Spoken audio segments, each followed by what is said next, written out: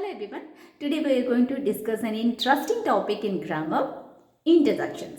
Interjections అంటే meaning ఏంటంటే మనకి ఏదైనా సడన్ భావోద్వేగాలు వచ్చినప్పుడు సడన్ ఫీలింగ్స్ని ఎక్స్ప్రెస్ చేయడానికి యూజ్ చేసే వర్డ్స్ని మనం ఇంటర్జెక్షన్ అని అంటాం.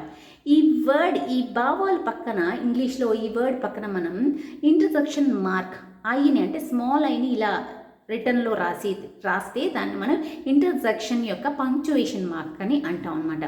ఇప్పుడు సడన్గా మనకి వచ్చే ఫీలింగ్స్ ఏంటి, లైక్ సడన్గా మనం సర్ప్రైజ్ అవుతూ ఉంటాము. ఇంటర్జెక్షన్ ఆఫ్ సర్ప్రైజ్ అంటే ఏదైనా మనం ఆశ్చర్యార్థకం, వాట్ అ బ్యూటిఫుల్ గర్ల్, ఎంత అందమైన అమ్మాయి, wow that's a beautiful painting, gosh this is amazing, ఇది చాలా బాగుంది అని మనం ఎక్స్ప్రెస్ చేస్తూ ఉంటాం కదా. సడన్గా మనకి ఒక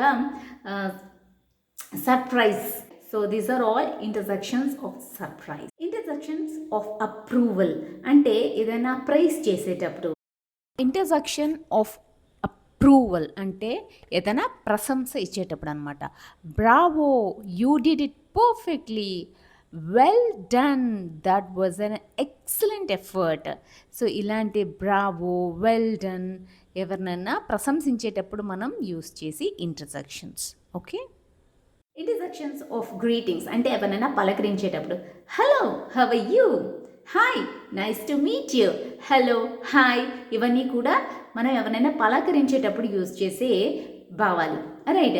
ఇంటర్జెక్షన్స్ ఆఫ్ కోపం, interjections of anger.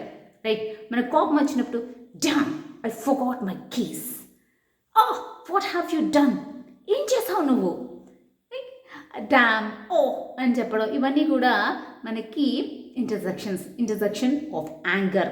Like interjection of అసహ్యం, ఇంటర్జెక్షన్ ఆఫ్ డిస్గస్టింగ్, ఏదైనా మనకి అసహ్యించుకునేటప్పుడు, yuck, this food smells terrible, we say ew, this is so disgusting. So అసహించుకునేటప్పుడు అనమాట. అలాంటి ఒక సందర్భంలో యూజ్ చేసే వాటిని మనం ఇంటర్జెక్షన్ ఆఫ్ పెయిన్. పెయిన్ అంటే ఔచ్, దట్ హర్ట్స్. ఎవరైనా వచ్చి మనల్ని సడన్గా కొట్టారనుకోండి, ఏమంటాం, ouch, that hurts, ow, my finger hurts, అయ్యో నా ఫింగర్ నొప్పెడుతుంది. సో ఇవన్నీ పెయిన్ని మనం ఎక్స్ప్రెస్ చేయడానికి యూజ్ చేసే ఇంటర్జెక్షన్స్ అనమాట. సో ఇంటర్జెక్షన్స్ ఆఫ్ పెయిన్ ఇలా మనం చెప్తూ ఉంటాం అనమాట.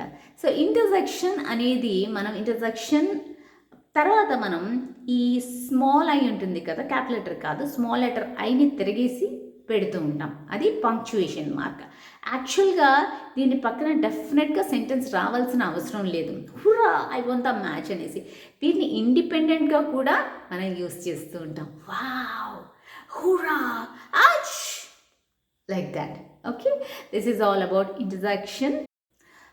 Next I will make spoken English videos. Okay, ఈ గ్రామర్ టాపిక్స్ అన్నీ మనం స్పోకెన్ ఇంగ్లీష్లో ఎలా యూజ్ చేయాలి, that is much more important, right, isn't it?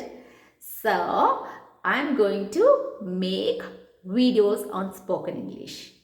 Okay, so do subscribe to this channel to get more videos on spoken English as well as grammar. Okay, thank you, see you, bye.